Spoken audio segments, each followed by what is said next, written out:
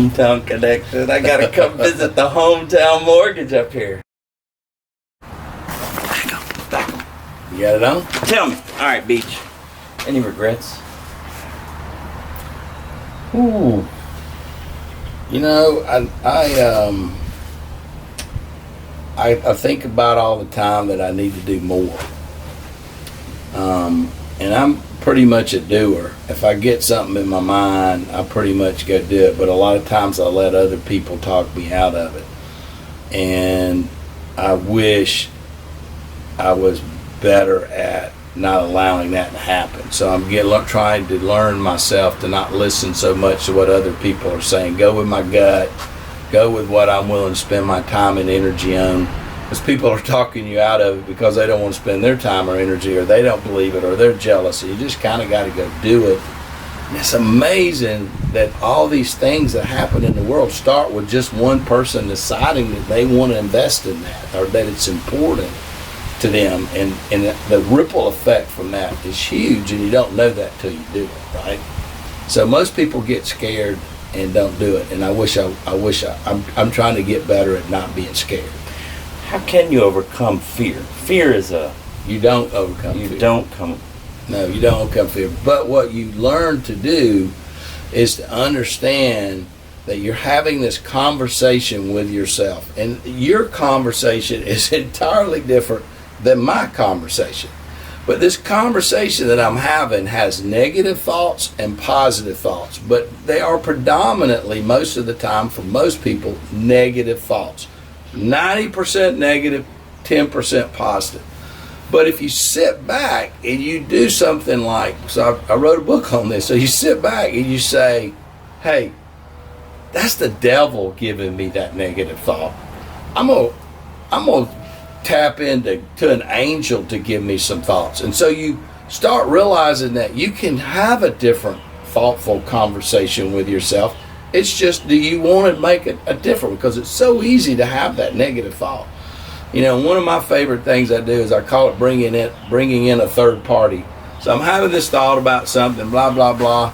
So then I say, well, I'm going to bring in Tony Robbins. He's a rock star. Hey, Tony, this devil's trying to tell me that this is a bad idea. This is wrong. You're going to lose your shirt. You shouldn't do this. Tony, help me.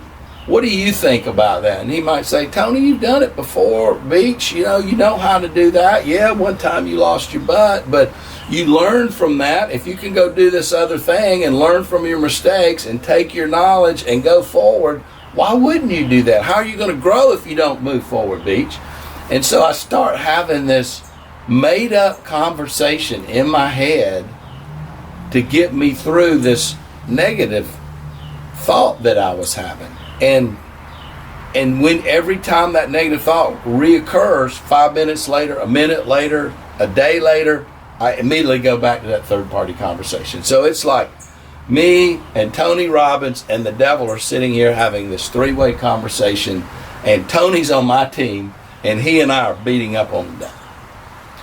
And when you start doing that, you start having more positive conversations with yourself, and you're using these positive conversations to knock out this negative thought. Because what happens with negative thought is you start having these negative thoughts, and if you don't counteract them, they do what I call grow roots. It's like the tree gets bigger and bigger and bigger, and the problems get bigger and bigger and bigger.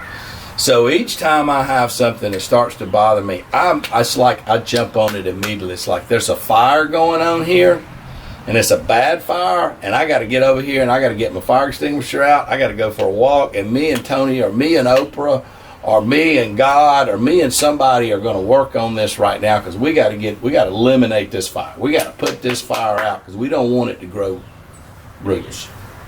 Identify it, put it out. And you know, I mean, it's just psychology. We all know that. The problem is, I was trying to come up, Chipper, with something that I could use. I call it a tool. What's a little tool that I remember sitting there and my kids are out and they got my car and I'm going, are they drinking and driving? Are they going to come home safe? Right? I mean, that's a normal parent thing. And then I got to say, no, I'm going to change that conversation. I remember I bought them a golf cart just so they could learn how to drive a golf cart.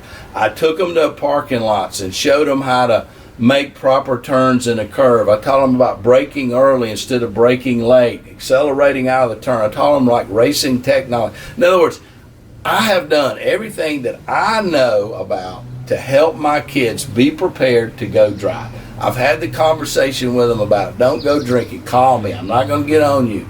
Or here's an Uber account with my charge card, use my charge card.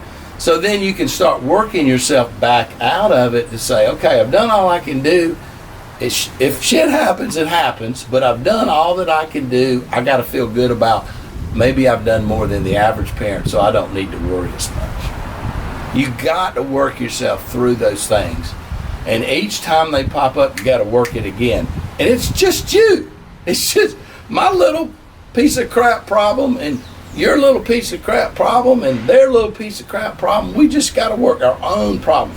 Because what I noticed was people that I found to be highly successful were playing a lot of positive tapes. They were having a lot of positive conversations with themselves. People were saying, my stuff all, like Tony Phillips. I learned that from Tony Phillips. The little guy who shouldn't have made it goes to the major league, and he kept saying, Beach, my stuff always works out. Beach, it's going to work out, Beach. My stuff always works out. And I'm going, I'm not saying that.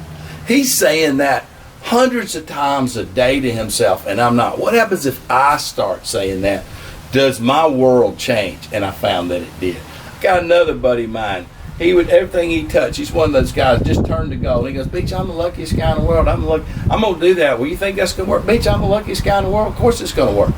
And I'm like, I'm not talking to myself that way. What happens if I start talking to myself that way? Does it change things? And the answer is yes. Self-talk. It is the number one thing in the world. So don't be like, I'm a loser.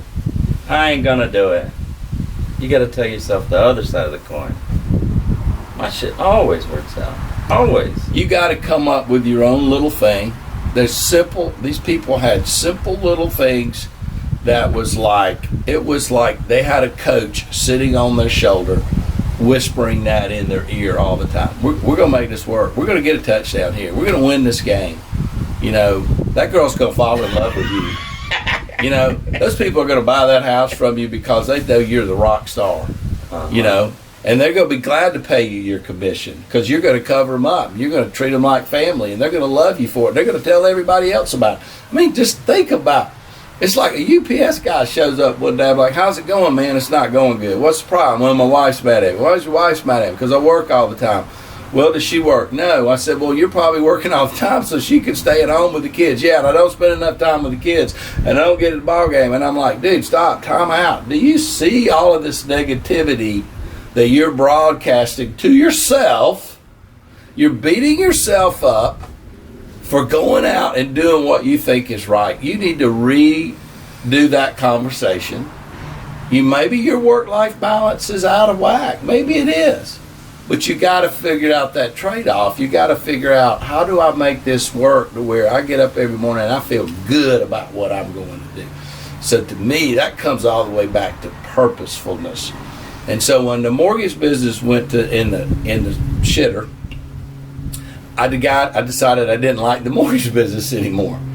And so I'm like, but I can't give it up because it's going to come back at some point in time, and I've enjoyed it while I was making money. Well, I'm not enjoying it because I'm not making any money. Am I just doing it because I'm making money? And I'm like, what if I redirect that focus? So I started working I said, I got to do something else to make some money. So I started reading about passion and started reading about purpose. And I realized that those two things are different. Your passion doesn't have to be your purpose. If you're Michael Jackson, they're the same. If you're Elvis Presley, they're the same. If you're Oprah, they're the same. But for most of us, my passion is I like riding my motorcycle. But unless I'm going to take people on motorcycle tours around the country and make money on it, that's not my purpose. So your purpose is, what are you here for? Why are you spending time on this planet? What do you bring to the people that you touch? What doesn't happen if you don't do it? And so I came to this conclusion that my purpose was to help people get from where they are right now to where it is they're trying to go. And so I changed my lens, and now I look at every conversation that way. So somebody walks in and they say, I'm living here, Beach, and I want to move over here. Well, I'm going, hey, that's what I'm supposed to do, help you get from here to get you here. Have anything to do about the mortgage, I need to help you do that.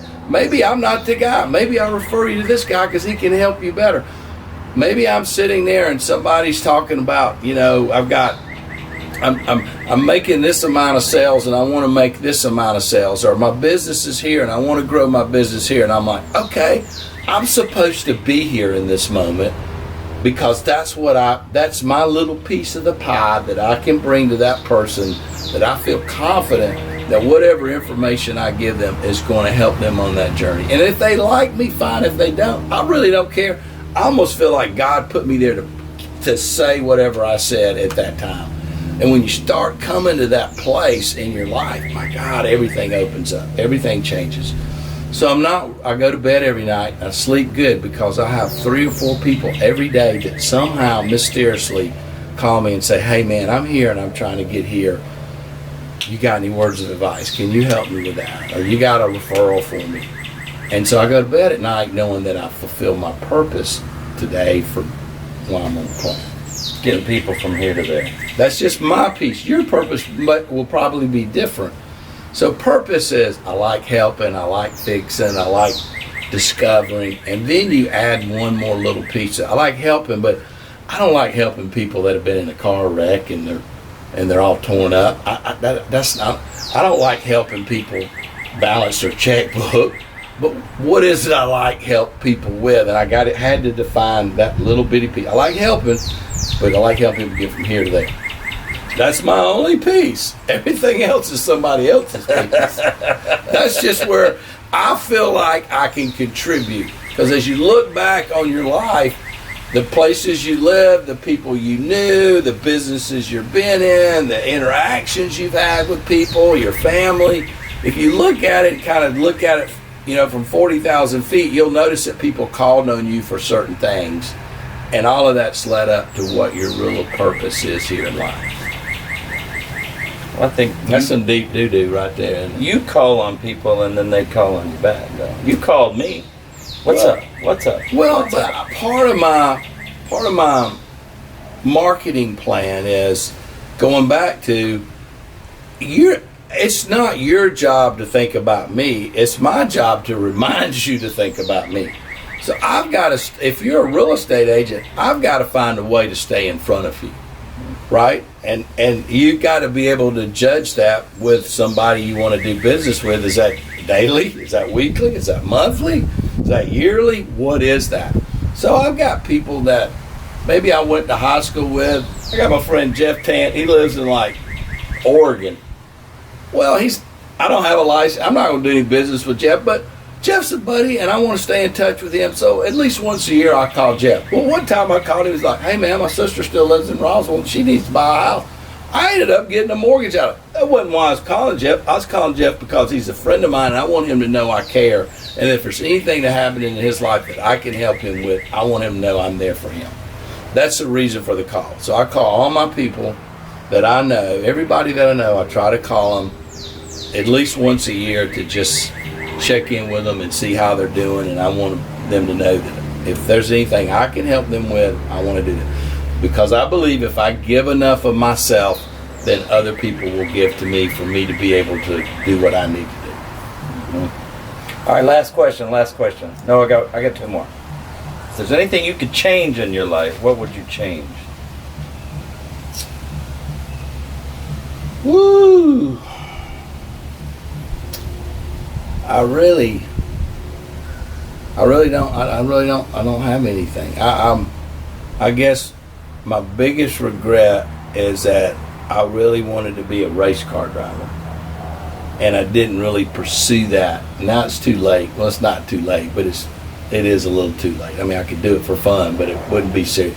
I wish I would have pursued that more when I was younger, and for whatever reason I didn't, because I didn't feel like I had the money and I didn't blah blah blah. But that's the only thing that I think about sometimes. God, I wish I'd have done more of that. But you know what? If I want to go be a race car driver, I make enough money now. I can buy me an old beat up Volkswagen and go to Dixie Speedway or Road Atlanta. And there's a class for my price range, right? I mean, you don't have to be a multi-millionaire to go racing. So I could do it, but I'm not doing it. So therefore, it must not be a strong enough urge. What's the one thing you'd tell your 20-year-old self? And I told my kids when they were in college, you need to put everybody you meet in your phone, and you need to put how you know them, and you need to put their email and their cell phone number in there, and you need to stay in contact with them, because once you leave school, then you're going to need to know those people. Even if they live in Valdosta, Georgia, you may be able to do business in Valdosta, Georgia, or maybe you need to do business in Valdosta, Georgia, and this fraternity brother or guy that lived down the hall was from Valdosta, Georgia, and you can call on him, and he'll probably know the person that you're trying to meet for whatever it is you're doing, and now you've got a warm introduction, and stuff happens faster when the introduction's warm. And I tell these kids all the time, start putting people's name in your phone. Put what their mama and daddy do. Because, you know, might meet Jim from Valdosta, and his dad's a state farm agent and his mom's a principal at the school. Well, you never know where you might need that information. And that's that data collection of people that you meet, that you have a relationship with. People throw that out the window and they don't go back and use it, and it's a shame.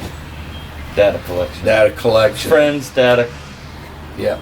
I mean, you know, just because you meet something, if I'm somewhere and you introduce me to a guy, just because I met him, I'm not going to data collect. I mean, unless there's something strong that says, oh, I need to know this guy. But it's usually somebody you've had a little bit of a relationship. Maybe it's a guy that was, you know, in your fraternity, and y'all might not have been best of buddies, but y'all know each other and you have somewhat of a relationship. Or maybe it was a kid that lived down the hall and you passed in the hall and you did a few things that they were at, and he knows your name and you know their name, and therefore that's somebody you need to data collect and get as much info as you can, because the power in relationships is, if I think you care about me, then I'm interested in you. I was born at Georgia Baptist Hospital, which is some other name now, and both my parents went to high school together at Southwest DeKalb High School. And my dad was in the building business, and then he decided that he might want to be a preacher. So he had 2 years of college. So we moved to Kentucky, and he finished his 2 years, and then he went on a mission trip stayed with a doctor in Ecuador, and came back and decided he wanted to be a doctor. So then he got into medical school in Augusta, so we moved to Augusta. So I started the first grade in Augusta, Georgia. First through and I got out. When he graduated medical school, I was in the 7th grade, and when he got out of medical school, we moved back to Atlanta. The whole time we kept coming back to Atlanta because all my relatives are in Atlanta. But it's kind of weird for me, because my elementary school, my state history is all South Carolina history. I don't have the same Georgia history yet, because I was in Augusta. So I was actually in North Augusta, Crossroads, South Carolina. So anyway, we were poor, but we were proud, and we moved to Roswell in the 8th grade, and so I've been in Roswell all that time, and then I lived in Milton for a while, and recently moved to Alpharetta. You been to the Masters? Been to the Masters a bunch. So when we were in elementary school, everybody in town had tickets, but I remember my mom driving us up in her Woody station wagon, 8 kids in the 7th grade, dropping us off at Magnolia Lane and just walking in. Walking into practice. We went to the Wednesday practice, par 3. And we did that for years. And then when I left, all my buddies' parents had tickets, and I went a bunch, but I haven't been in recent years. It's a little harder now. A lot harder now. All right, tell me. What's going on here with Hometown? It's really cool. You know, my son Connor's now in the business with me, and he kind of came in not really sure that's what he wanted to do, and he's really taken to it. So I think he's been with me for about 2 or 3 years now. So now we're in the transition phase of starting to give him some ownership of the company, let him kind of start taking the company. So the next couple of years it'll be he and I, and then I'll eventually let him do it. He's done really well, so it's been good. We've probably got as big a staff as we've had since the crash. We had a lot bigger company, in 2008, but after the crash, I went down to just me, and now we're up to about 6 employees. So we've got four loan officers and an assistant or 2. So it's good. Well, good. All right. Tell me, one word. What's hometown mortgage mean? It's the guy next door. I mean, it's the local friend. It's like every hometown, there's a go-to guy in that town. There's a guy that's a shoe guy. There's a guy that's a divorce attorney. There's a guy that's the painter. And so we feel like we're that guy for the mortgage business. We're here, we're involved in the community, we give back to the community, we support the community, we're part of the community. And so if that's what you want to be part of the community and you feel like this is where you live, then we're the local business. Local guy. That mortgage guy. Yeah, and so our big thing is you can call me on Sunday afternoon, or you can call me at 10 o'clock on Friday night. I'm going to take your call. I mean, you're my buddy. You're going to be in my town. I want to take care of you. Good. Okay. Tell me, when you started out, what was one piece of advice that you wish somebody would have told you? Or what would you tell somebody that's starting out? I can't do business with you if I don't know you exist. And I think that's the biggest problem I see with people is there not enough people know that they're in that business, or that they're are even in business. So what I see is people get into business, and most folks are associated with something. You're in Kiwanis, I'm in the Rotary, somebody's in the PTA, somebody's involved in their neighborhood HOA. And those people begin to know about you, and so they start supporting you. But what I'm trying to get people to realize is that if you are in the PTA and you also join a Kiwanis and you join the Rotary and you join the Chamber, then that many more people know what it is you do. And so the more people that know what it is you do, the better chance you've got of building trust with them, because that's the first thing you have to have is trust in order for them to spend money. Excellent. Okay. What is the one successful thing that a successful business does? The one successful thing. Ooh. I think in my world is create successful buzz about yourself. Because once people know you, then you want the people that know you to have a really positive, hey, that's a good guy, or he knows what he's doing, or,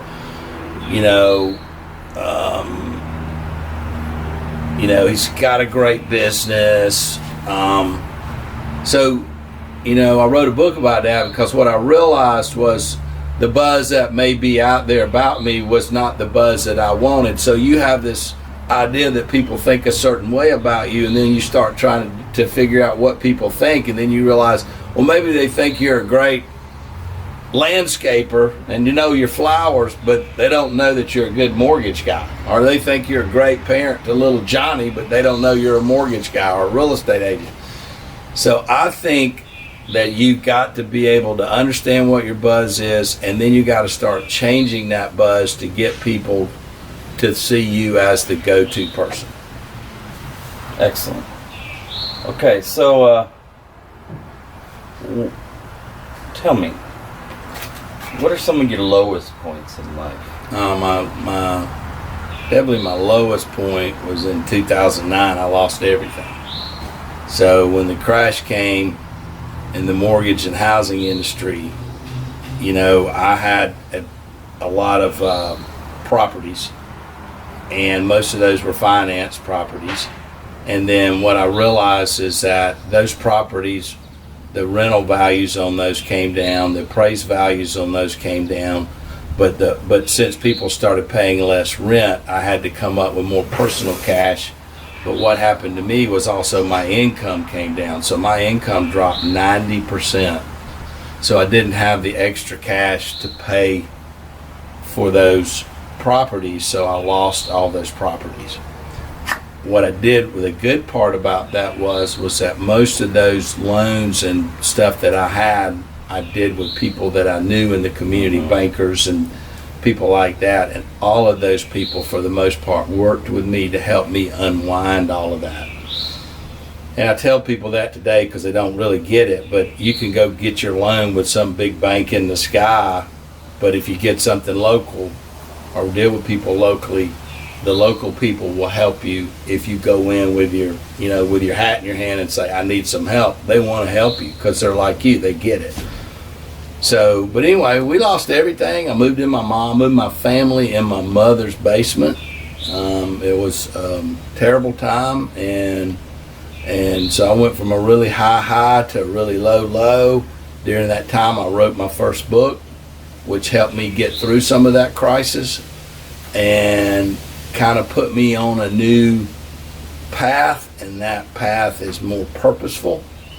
So it was a great cleansing, if you will, for me. Mm-hmm. Yeah. Mm-hmm. Let me make sure we're recording.